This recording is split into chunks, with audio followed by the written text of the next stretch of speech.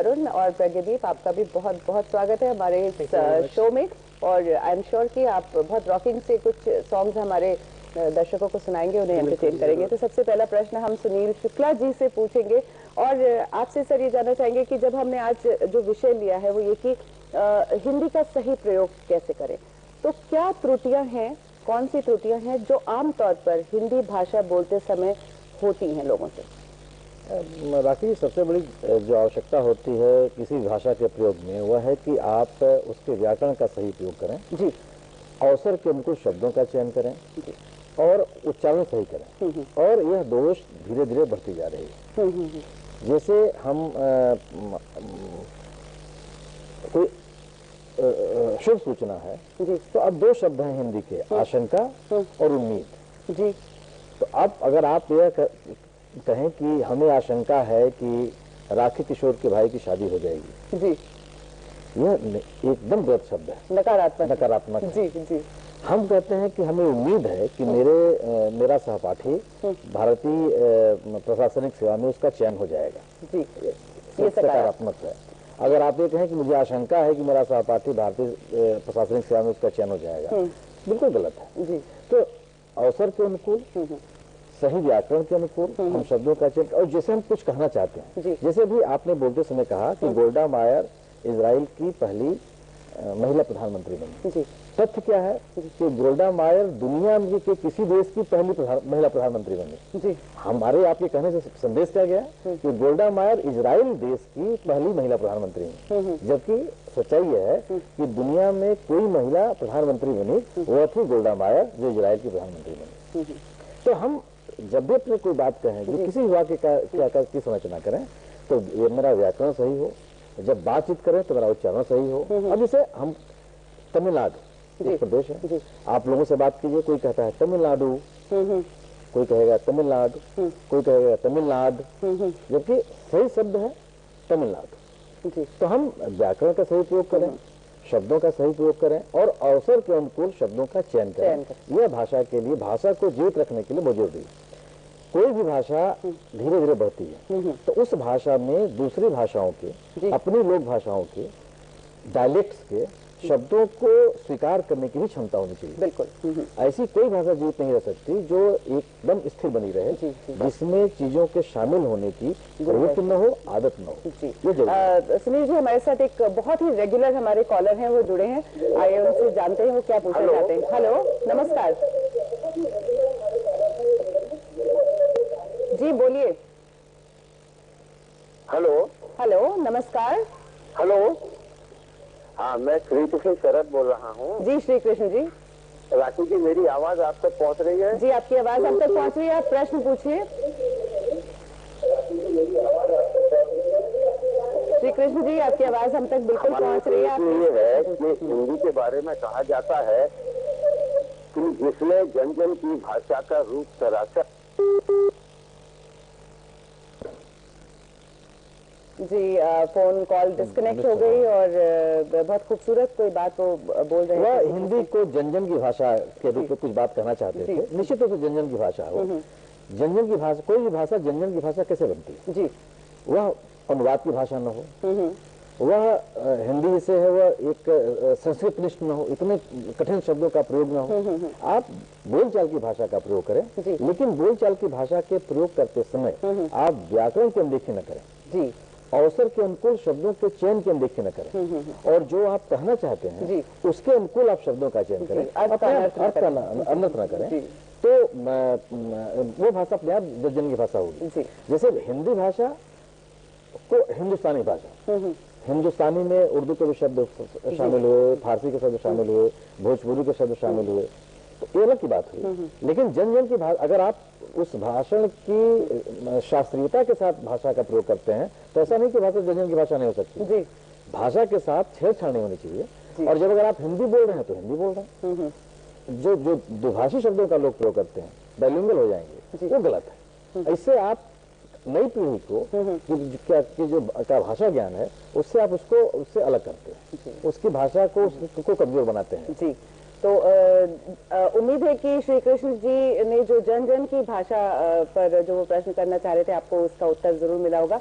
कि हिंदी और हिंदुस्तानी ये दो तरह से हिंदी का प्रयोग किया जाता है, और अगर भाषा मिश्रित भी है तो भी उसका, जैसा कि सुनील जी ने कहा कि उच्चारण स्पष्ट रखें, व्याकरण पर ध्यान दें और सही अर्थ में उसका शब्दों का उपयोग किया जाए।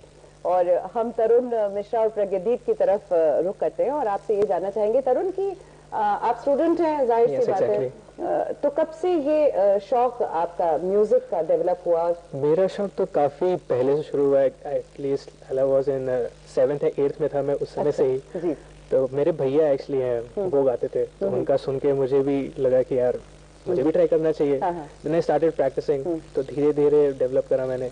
मेरे गुरुजी हैं श्री प्रदीप श्रीवास्तव सर, उन्होंने ही मुझे म्यूजिक सिखाया है, जिनकी वजह से मैं अभी गा पाता हूँ। वो बनारस में है फिलहाल।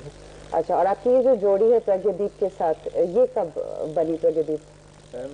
जब मैं सेकेंड ईयर में था अपने बीबीटी कॉलेज में, तब ये आया था फर्स्ट ईयर में। तो जैसे इंट्रोडक्शन होता है सीने जूनियर के भी, तो सब आए थे बंदे, तो ये भी आया था। तो किसी ने बताया था कि तरुण मिश्रा नाम का एक लड़का है, वो सिंगिंग करता है। तो उस टाइम हम लोग के कॉलेज में एक फेस्टिवल होता है उत्कर्ष, वो होने वाला था।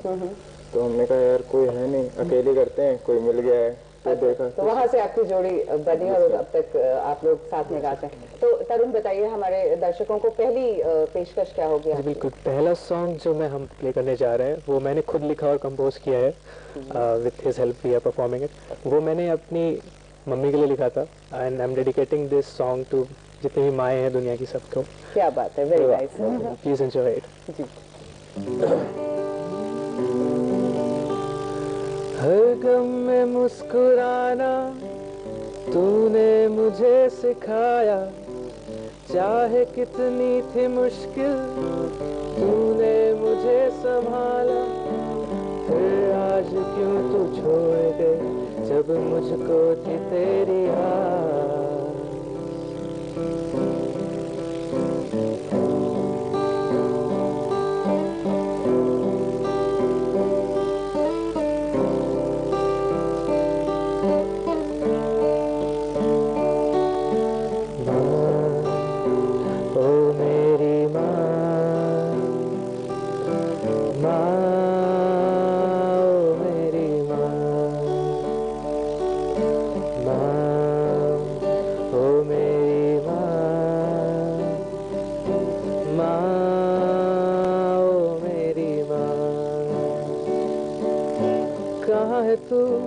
कहाँ है तू मुझको ये तू बता, कहाँ देखूं कहाँ ढूंढूं मुझको ये तू बता।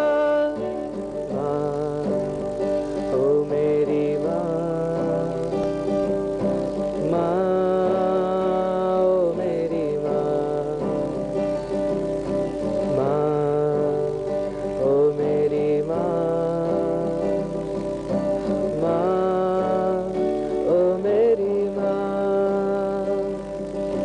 थकी हारी मेरी पलकों को तूने ही था सुलाया। जब भी मैं लड़खड़ाता तो वहीं पाता तेरा साया। थकी हारी मेरी पलकों को तूने ही था सुलाया। जब भी मैं लड़खड़ाता तो वहीं पाता तेरा साया।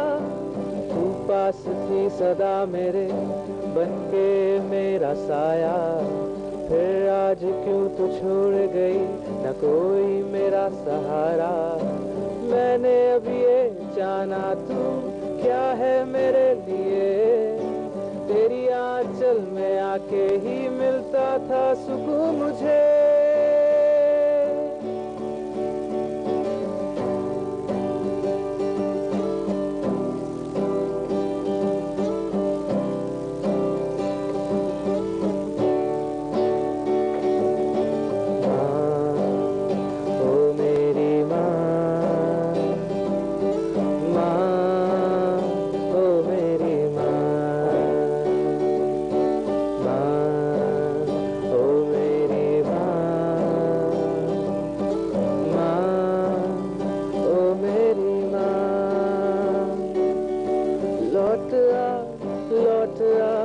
तरसाती है यादें तेरी तुझे पता है ना, हाँ पता है ना।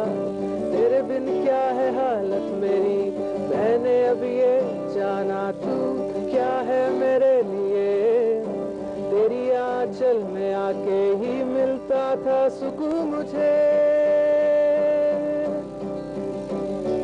माँ, ओ मेरी माँ, माँ, ओ मेरी माँ, माँ, ओ मेरी माँ, माँ, ओ मेरी माँ। क्या बात है। और आई एम श्योर कि जितनी भी माएँ सुन रही थी उनकी आंखें थोड़ी थोड़ी नम हो गई होंगी, क्योंकि जब बच्चे इतने प्यार से, इतने दिल से अपनी माँ को याद करते हैं तो नेचुरली मातृत्व एक ऐसी चीज है जो किसी चीज को भी पिघला सकता है। तो और एक आपकी मम्मी के लिए और सारी माँओं के लिए जो इस समय डीडी यूपी पर बोले यूपी देख रही हैं, एक बात कहना चाहूंगी कि जब भी मेरी कश्ती सैलाब में आ जाती है, जब भी मेरी कश्ती सैलाब में आ जाती है, माँ दुआ करती हुई ख्वाब में आ जाती है। तो माँ आपके साथ हो या ना हो, हमेशा उसका साया आपके साथ रहता है। बोले यूपी लाइव इंफोटेनमेंट शो है और हम बहुत सी चीजें इस कार्यक्रम में लेकर आते हैं आपके लिए। उत्तर प्रदेश जो कि इतना बड़ा राज्य है, इसमें बहुत से ऐसे स्थान हैं जहाँ की विशेषताएं विश्व प्रसिद्ध हैं। आज हम एक नजर डालेंगे झांसी पर झलक यूपी में।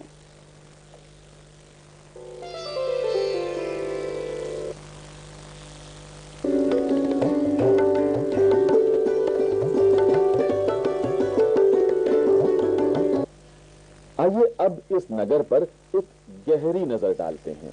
झांसी दुर्ग के दक्षिण दिशा में स्थित कब्रिस्तान से लगी हुई तौरिया पर दाता जीवन शाह की मजार महाराज गंगाधर राव के पहले से मौजूद है, जिसमें हिंदू और मुस्लिम दोनों ही संप्रदाय के लोगों की समान रूप से आस्था है। किले के उत्तर पश्चिम में शीतला मां का सिद्ध मंदिर नगर के धार्मिक महत्व को बढ़ाता है। ये 5 कुओं से घिरा होने की वजह से पचकुइयों का मंदिर भी कहलाता है और इसी मंदिर की पूरब दिशा में थोड़ा सा आगे चलने पर पानी वाली धर्मशाला मिलती है, जिससे प्राचीन झांसी नगर को पानी की आपूर्ति की जाती थी।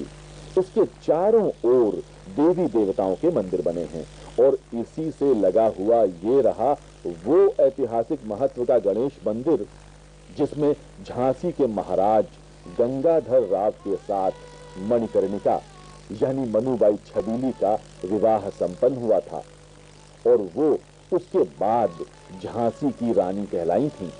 आज इस मंदिर में एक कन्या विद्यालय संचालित है। और ये लीजिए साहब, ये रहा झांसी का मुख्य बाजार, जिसे माणिक चौक कहा जाता है। माणिक चौक के अंतिम सिरे पर सब्जी मंडी के पास मुरली मनोहर का मंदिर है, जिसमें पूरे साल योगेश्वर कृष्ण और उनकी प्रेयसी राधा रानी जी की मनोहारी लीलाओं का उत्सव चलता रहता है।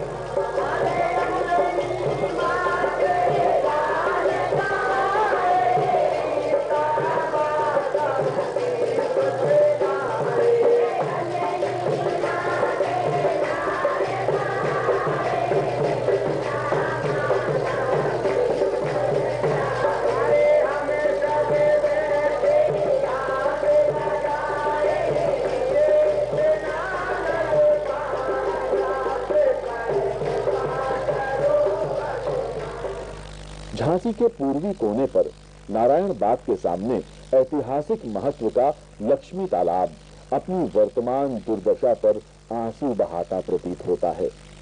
किसी जमाने में निर्मल और स्वच्छ जल का जो सरोवर झांसी की कृषि भूमि को सिंचित करता था, आज वो खुद अपनी सफाई के लिए तरस रहा है।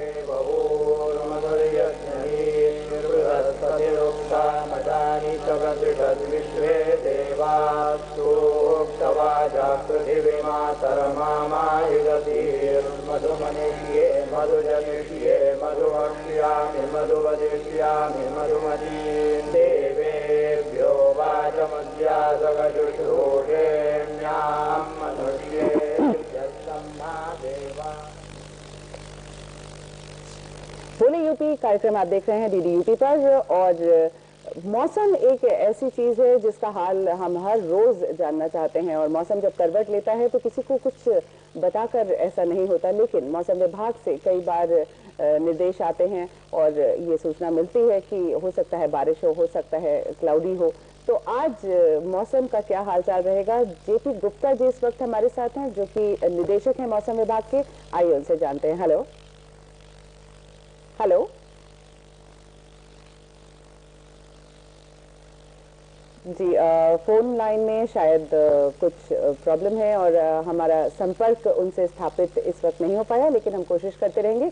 बोले यूपी आप देख रहे हैं, ये है live phone in infotainment show, और हमने आपको बताया था आज का मुख्य विषय जिस पर हम चर्चा कर रहे हैं वो है कि हिंदी भाषा का सही प्रयोग करें। सुनील शुक्ला जी हमारे साथ हैं, जो हैं निदेशक उप निदेशक समाचार दूरदर्शन, और हम उनसे बातचीत कर रहे थे। और ये आपने बताया सर कि व्याकरण पर ध्यान दें, उच्चारण पर ध्यान दें, और जो हम कहना चाह रहे हैं उसको उसी प्रकार से अनुकूल शब्दों का चयन करें। तो ये हिंदी भाषा के प्रचार और प्रसार के लिए बहुत सी योजनाएं चलाई जाती हैं, लेकिन आपको क्या लगता है कि जो युवा पीढ़ी है हमारी, या जो विद्यार्थी हैं, प्राथमिक शिक्षा जो विद्यार्थी ग्रहण कर रहे हैं, उस लेवल से ही इस पर कार्य होना चाहिए? बिल्कुल होना चाहिए। और कोई भी भाषा, कला, संस्कृति यह सरकारी संरक्षण में पनपती नहीं है और न फैलती है। सरकार की ओर से तमाम कोशिशें हैं। केंद्र सरकार के लगभग सभी विभागों में राजभाषा विभाग है, जो हिंदी भाषी क्षेत्र है वहाँ भी है। राजभाषा विभाग की तरफ से विभिन्न कार्यालयों में तमाम तरह के आयोजन भी होते हैं। इस बात का पूरा दबाव रहता है कि आप हिंदी में काम करें, लेकिन इससे आप काम तो करेंगे और इससे अनुवाद की भाषा पनपती है। अनुवाद की भाषा बोलचाल की भाषा नहीं है, साहित्य की भाषा नहीं है। अनुवाद की भाषा अनुवाद, इसीलिए कहा जाता है कि अनुवाद की भाषा। इससे बचने के लिए आवश्यक है कि लोगों में, जैसे अभी तरुण मिश्रा ने बातचीत के दौरान कहा कि मेरे बड़े भाई ने संगीत में रुचि ली, फिर उन्होंने कहा कि फिर मैंने कोशिश करा। ये कोशिश करा कौन सा शब्द है मैं नहीं समझ पाता। यह भाषा कैसे मतलब गिरती जा खत्म होती जा रही है। हम शब्दों के प्रति किस तरह से क्रूर होते जा रहे हैं कि हम अपने जो मुझे हमने कोशिश किया, हम स्थान का नाम गलत लेते हैं, हम उच्चारण गलत करते हैं। अब जैसे छोटी सी बात है, हिंदी के उच्चारण में भी कई शब्द होते हैं जो मौन होते हैं। जैसे आपके बगल का पड़ोसी राज्य है म्यांमार, तो म्यांमार नहीं है वो म्यांमार, म्यांमार। उसके बाद र मौन। अच्छा जी। तमाम लोग धड़ल्ले से शब्द का प्रयोग कर रहे हैं। जी, आर्यन तिवारी हमारे एक रेगुलर कॉलर हैं, सुनील जी वो हमारे साथ हैं। हेलो, आज दूरभाष आपका साथ नहीं दे रहा। जी आर्यन तिवारी जी नमस्कार जी, अपना प्रश्न पूछिए। नमस्कार। हाँ, आर्यन तिवारी बोल रहा हूँ लखनऊ से जी। नमस्कार नमस्कार, स्वागत है। आप मेहमान जो आए हैं, गेस्ट हमारे विशेषज्ञ। हमारा सवाल ये है कि हिंदी सबसे सरल, अति सरल भाषा है, लेकिन लिखने में जो सबसे ज्यादा अशुद्धि होती है वो हिंदी में ही होती है। चाहे वो हर्षिकार हो, हर्ष दीर्घ आदि लगाने में जो उलटफेर हो जाता है, उससे तस्वीर ही बिल्कुल उलट जाती है और बहुत ही खराब लगता है देख पढ़ने में ऐसे भाषा की अशुद्धियों को देखकर। तो हम ये चाह रहे थे कि अब तक इतनी पत्रकारिता आगे बढ़ी, साहित्य भी बढ़ा और विकास भी हुआ है, लेकिन इस दिशा में क्या प्रयास हुआ, अभी तक कोई सफलता नहीं मिली, इसका क्या कारण होगा? तिवारी जी, प्रयास जब भी मैंने आपसे कहा कि सरकारी संरक्षण में भाषा, कला, संस्कृति नहीं पनपती है। कोई भी भाषा, कोई भी कला, कोई भी संस्कृति समाज के संरक्षण में आगे बढ़ता है। हमने कोशिश तमाम की, तमाम आपने सही कहा कि तमाम प्रकाशन संस्थान हैं, समाचार पत्र हैं, कई प्रसारण संस्थान हैं जिन्होंने भाषा को बहुत समृद्ध किया। उन्होंने शब्दों की रचना की। एक शब्द जैसे हम लोग तमाम लोग कहते आए हैं, जैसे उग्रवाद जैसे इससे फैला, तो आतंकवादी एक शब्द बहुत तेजी से चला। बीबीसी ने उस शब्द के लिए एक शब्द कहा आतंकी, जिसको लेकर काफी बहस हुई, लेकिन सही है। आतंकवाद हिंसा कोई वाद थोड़े है, कोई विचार थोड़े है, तो उन्हें एक शब्द कहा आतंकी, प्रचलित हुआ। तो जो आपने बात कही उसमें ये आवश्यक है कि जिस किसी भी भाषा का आप प्रयोग करते हो उसके व्याकरण के प्रति आप सतर्क हो, और साथ ही अवसर के अनुकूल शब्दों का चयन करें। अगर उस भाषा के व्याकरण के साथ आपने अत्याचार किया, हिंदी का व्याकरण बहुत ही वैज्ञानिक है, इसमें अंग्रेजी की तरफ से यह छूट नहीं है कि संज्ञा कहीं रखें, क्रिया कहीं रखें, सर्वनाम कहीं रखें, विशेषण कहीं रखें, इसे शब्द बिगड़ते हैं, वाक्य रचना आपके संभव ही नहीं है। साथ ही साथ जो आपने एक बात कही, जैसे शब्दों का संक्षिप्तीकरण करके हमने चीजों को और बिगाड़ दिया। जैसे नई दिल्ली में एक मोहल्ला है, एक इलाका है रामकृष्णपुरम, लोगों ने उसका नाम रख दिया आर.के. पुरम। जी, हम कोई नाम क्यों रखते हैं किसी के पीछे? कि जिस व्यक्ति विशेष, जिस बड़े व्यक्ति के नाम, जो ओजस्वी व्यक्ति के नाम पर हमने उस स्थान का रखा कि जी उससे हमें कोई न कोई प्रेरणा मिले, वह ऐसा अपने शब्द का संक्षिप्तीकरण किया जिससे कि वह पूरा उद्देश्य ही समाप्त हो गया। जैसे हम इस समारोह में, इस कार्यक्रम में हम भाग ले रहे हैं, राखी जी बार बार कर रही हैं DDUP, मुझे नहीं समझ में आता कि दूरदर्शन को दूरदर्शन कहने में क्या दिक्कत है? कितना शब्द हम खा जाते हैं, कितने अर्थ का अनर्थ करते हैं आप। DDUP ये क्या है? हम क्यों, ये दूरदर्शन है, दूरदर्शन उत्तर प्रदेश जी, इससे न तो शब्द खत्म होता है, न एक अतिरिक्त हम समय खा जाते हैं, बल्कि हम पूरी बात कहते हैं। लेकिन शब्दों के संक्षिप्तीकरण में भाषा के साथ हम अत्याचार करते हैं, जिससे हमें बचना चाहिए। तिवारी जी, और एक और कॉलर हमारे साथ जुड़े हैं इस वक्त। हेलो हेलो, राकेश कुमार जी हमारे साथ टेलीफोन के माध्यम से जुड़े हैं। हेलो जी, राकेश जी अपना प्रश्न पूछिए। नमस्कार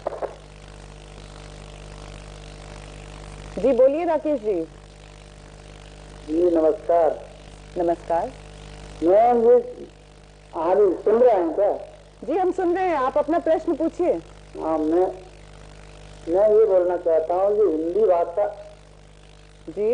हिंदी भाषा में मैंने देखा गलतियाँ बहुत हैं, लिखने में भी, बोलने में भी।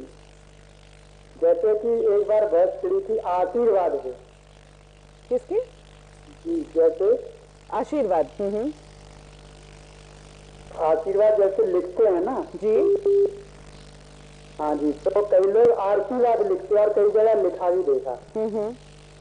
तो मैंने एक बार ऐसे जो प्रश्न किया बैठे थे जी, तो काफी बहस हुई इस पे, नहीं ये सही है, वो बोलते नहीं है, लेकिन आशीर्वाद होता है वहाँ पे रा जाता है, लेकिन लिखा रहता है ज्यादातर तापे रा चढ़ा देते हैं आशीर्वाद।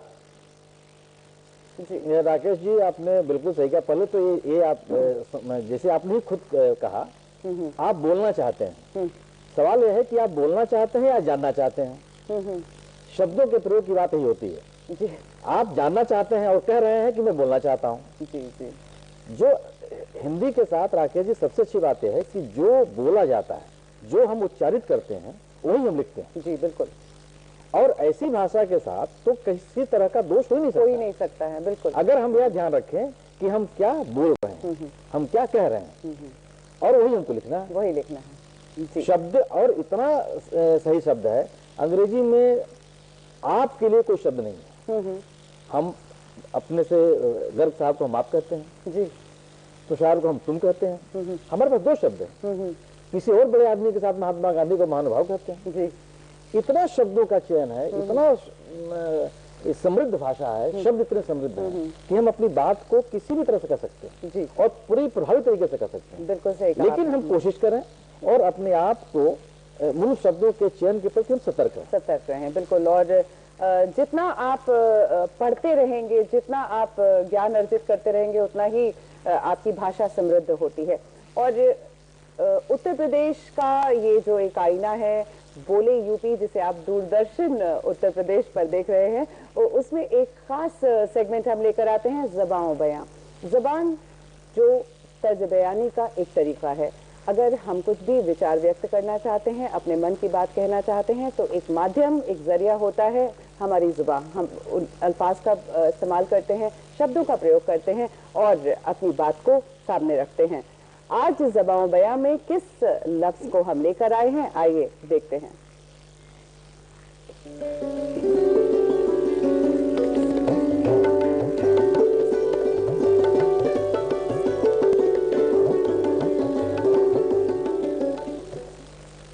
ज़बान बयां में आज हम लेकर आए हैं आपके लिए शुभ समाचार। शुभ समाचार, खुश खबरी यानी गुड न्यूज। तो शुभ समाचार जिसे हम हिंदी में कहते हैं, जब कोई अच्छा समाचार आता है, कोई शुभ बात होती है तो हम उसे कहते हैं कि शुभ समाचार है। और जब आप उर्दू के शब्दों का चयन करते हैं तो कहते हैं खुश खबरी, और अंग्रेजी में इसे हम कहते हैं गुड न्यूज। तो ये एक शब्द है जो आज ज़बां बयां का खास लफ्ज़ है जो आपके लिए हम लेकर आए बोले यूपी में ज़बां बयां में।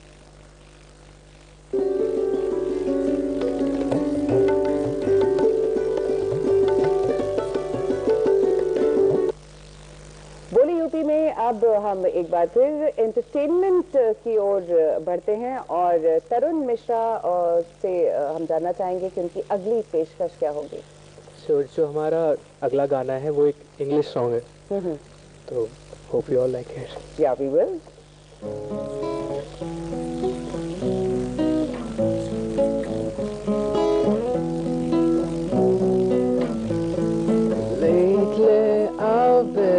I've been losing sleep, dreaming about the things that we could be. But baby, I've been praying hard, saying no more counting dollars, we'll be counting stars. Yeah, we'll be counting stars.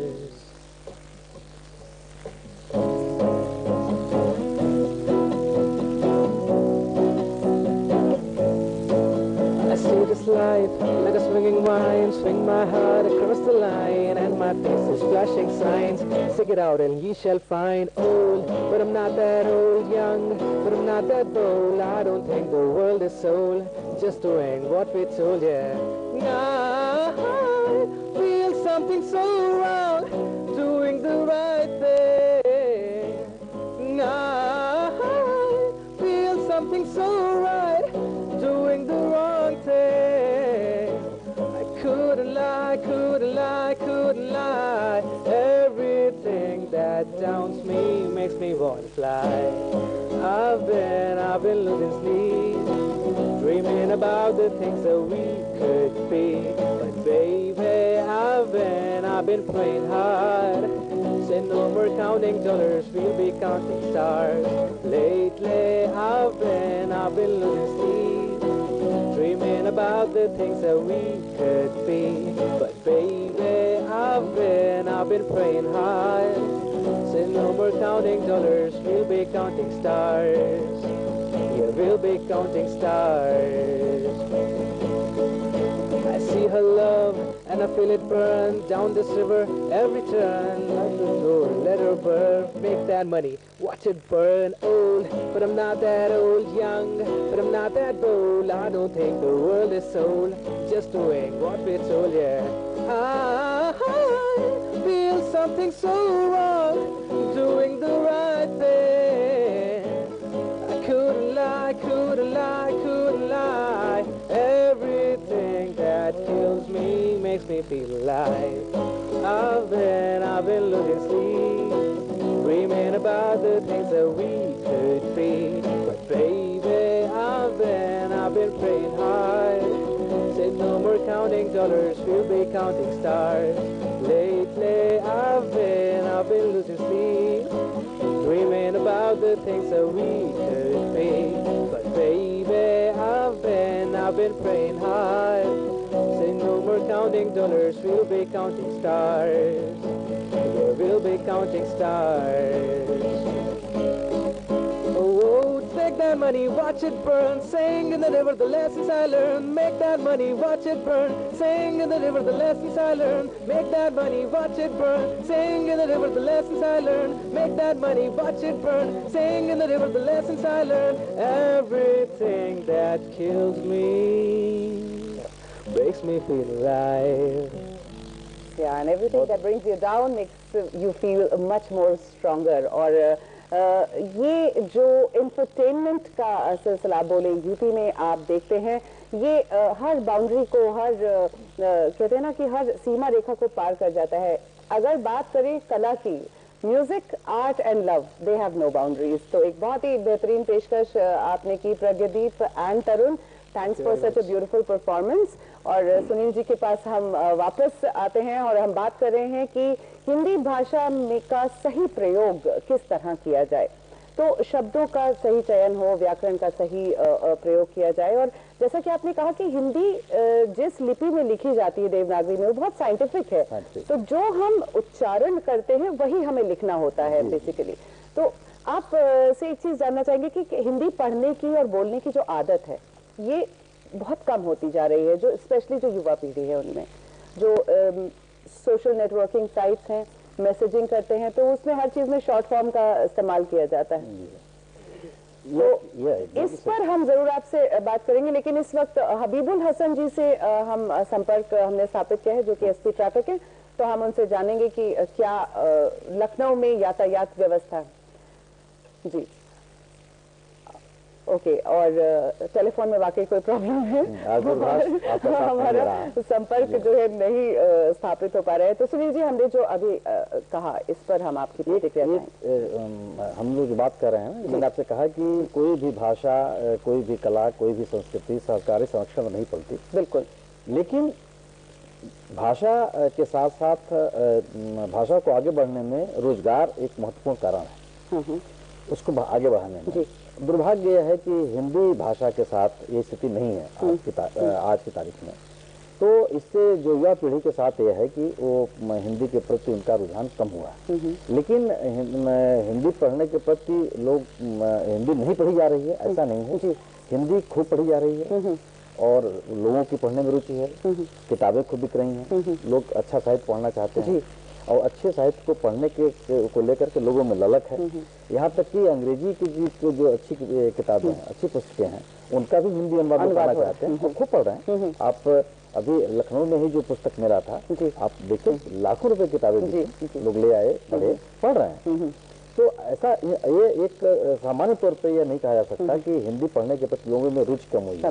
लेकिन निश्चित रूप से चूंकि रोजगार का उतना सशक्त माध्यम हिंदी आज के समय में नहीं है। दूसरी चीज यह है कि अभी भी हम इस दौर में, इस चरण में असफल हैं कि हम विज्ञान की भाषा नहीं बना पाए, तकनीक की भाषा इसको हम नहीं बना पाए।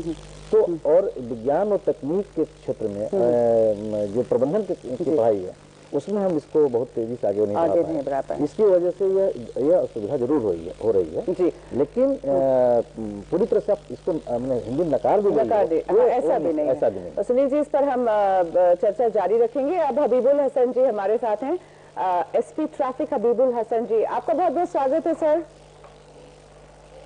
नमस्कार सर जी। हबीबुल हसन जी नमस्कार जी। हबीबुल हसन जी, आप हमारे साथ हैं जी।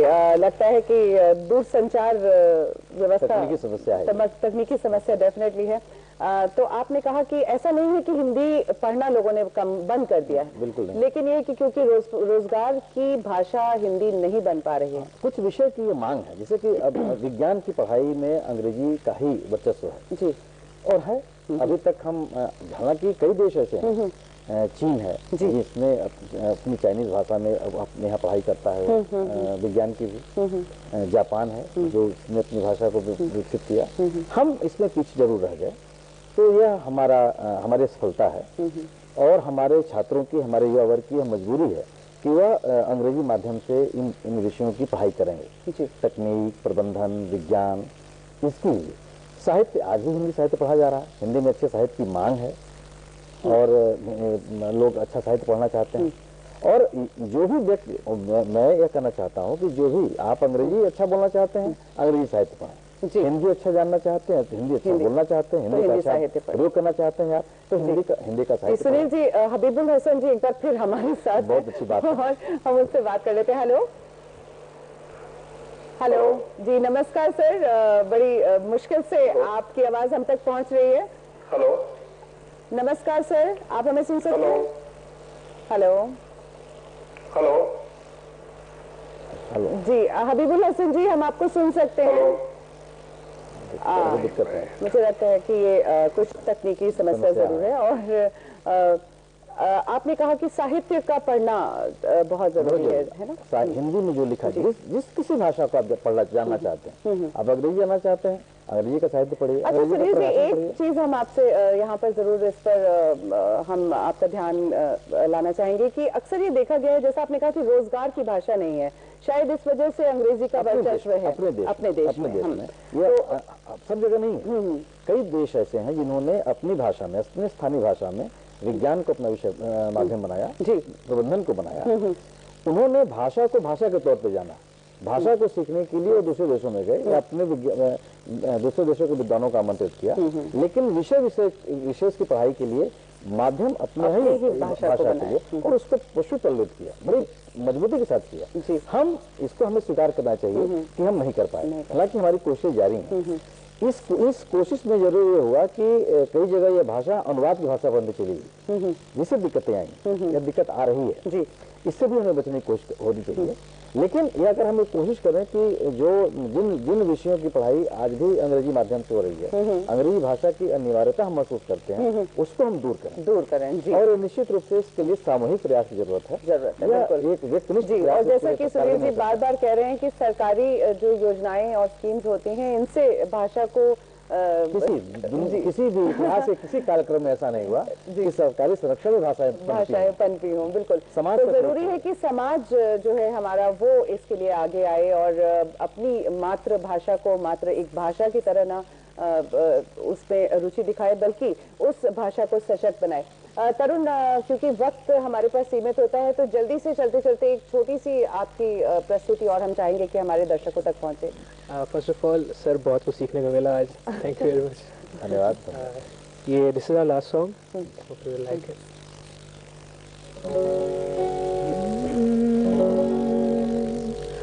सावन भी तो जाए पिहरवा, सावन भी तो जाए पिहरवा, मन मेरा घबराए, मन मेरा घबराए, ऐसो गए परदेस पिया तुम, ऐसो गए परदेस पिया तुम, चैन हमें नहीं आए, मोरा सैया मुझसे बोले ना, मोरा सैया मुझसे बोले ना, मैं लाख जतन कर हार गई, मैं लाख जतन कर हार गई, मोरा सैया मुझसे बोले ना, मोरा सैया मुझसे बोले ना,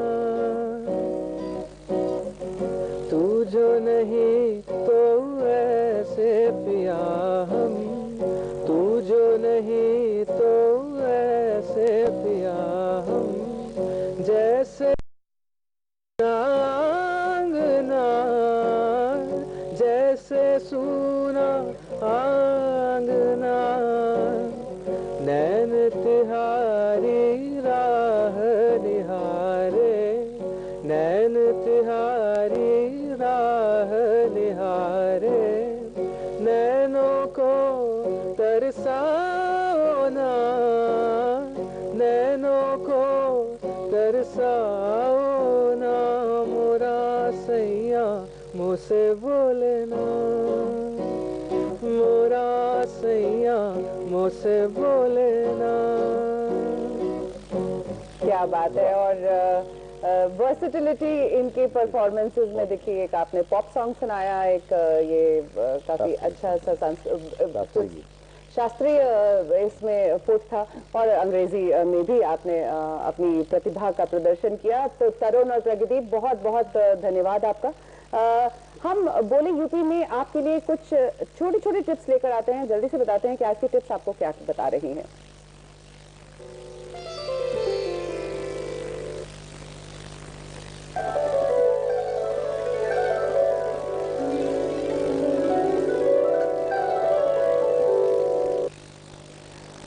बोले यूपी में आज जिस बात की हम चर्चा कर रहे हैं, सिर दर्द से छुटकारे के बारे में आपको टिप्स देंगे। और सिर दर्द एक ऐसी आम समस्या बनती जा रही है जिससे अक्सर हम और आप पीड़ित होते हैं। तो घर में ही कुछ चीजें ऐसी उपलब्ध होती हैं जैसे दालचीनी, इसको पीसकर आप इसका पाउडर बना लीजिए, पानी में मिलाकर इसको पेस्ट के रूप में आप माथे पर इसका लेप करें और कुछ देर के लिए छोड़ दें, आपको बहुत आराम मिलेगा सर दर्द से। इसके अलावा लौंग जो कि हर घर में उपलब्ध होती है, लौंग का पाउडर और नमक को एक साथ मिलाकर आप इसका भी पेस्ट बना सकते हैं और इसे दूध में मिलाकर आप पी लीजिए, तो इससे सर दर्द में बहुत जल्दी आराम मिलता है। तो ये थी हमारी बोले यूपी की आज की टिप्स। और हम आपको बता दें कि डीडी यूपी आपके लिए बहुत सारे एंटरटेनमेंट के प्रोग्राम्स लेकर आता रहता है। इस शनिवार एक हेरा फेरी फिल्म आप तक पहुंचेगी जो कि एक कॉमेडी है, जिसे आप बिल्कुल देखना मत भूलिएगा। और इसका एक छोटा सा प्रोमो हम अभी आपको दिखाते हैं। समय कम लिया वो तो मैं चला लूंगा, ठीक है, लेकिन काम में हाथ बटाना पड़ेगा। ये कोई 5 स्टार होटल नहीं है। बाथरूम में कड़ी क्यों नहीं लगाते हो आप? अरे वो क्या खजाना है कि कड़ी और ताला लगाऊं? तीनों की शक्ल मिलती है, जुड़वाओ। नहीं, हम तीनों तुड़वा है। क्यों ना हमें खेल खेले? ये राजू, ये इतनी रात को कौन सा खेल खेलेगा? आजू बाजू वाला बुमा बुम करेगा रे। 50,000 बोल रही हूँ, 5 लाख रुपए नहीं बोल रही हूँ, बहुत ही मामूली रकम है। देने वाला जब भी देता देता छप्पड़ फाड़ के, कित कित कितना कित कित कितना दिखता न दिखता न दिखता दिखता। हेरा फेरी सैटरडे को दूरदर्शन पर आएगी, इसे आप जरूर देखिएगा। It's one of my favourite comedies. और बोले यूपी में आप आए, आपने अपने विचार व्यक्त किए और हमारे यंगस्टर्स को इंस्पायर किया। साथ ही साथ हमारे जो भी दर्शक इस वक्त देख रहे हैं हमें, वो जरूर आपकी बातों से उन्हें प्रेरणा मिली होगी। हिंदी को का प्रचार प्रसार ही करना जरूरी नहीं है, उसे अपनाना, उसे अपनी भाषा के रूप में सशक्त बनाना समाज के लिए बेहद जरूरी है। बहुत बहुत धन्यवाद सुनील जी आपका। और तरुण और Pragdeep, may God bless you और आप बहुत ऊंची हाइट्स तक जाए। आपका भी बहुत बहुत धन्यवाद बोले यूपी में आने के लिए। और अगर आप चाहते हैं अपने मन की बात हम तक पहुंचाना, अगर आपकी कोई जिज्ञासा है या आप कोई सुझाव देना चाहते हैं, आप हमें ईमेल लिख सकते हैं, जिसके लिए हमारी ईमेल आईडी आप नोट कीजिए। हमारी ईमेल आईडी है boleup.ddk@gmail.com। That is boleup.ddk@gmail.com। और इसी के साथ हमें दीजिए इजाजत। नमस्कार।